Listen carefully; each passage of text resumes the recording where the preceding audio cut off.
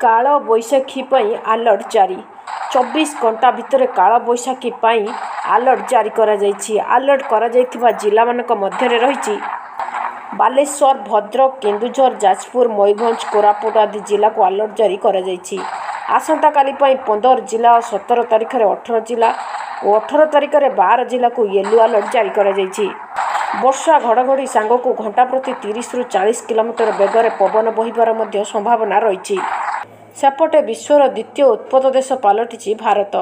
World temperature and rainfall extreme पक्षर जारी तालिकार प्रथम रही पाकिस्तान। भारत पंजाब हरियाणा उत्तर प्रदेश मध्य प्रदेश राजस्थान विदर्भ में ताती रेकर्ड करिछि। तातीरू राज्य को मिली सामान्य आश्वस्ति किंतु काल बैशाखी सक्रिय थिबारु पारा कमिथिबा सूचना देछि आंचलिक पाणीपाग केन्द्र। आसंता 4 दिन पर्यंत पागरे कौनसी परिवर्तन हेबो नाही।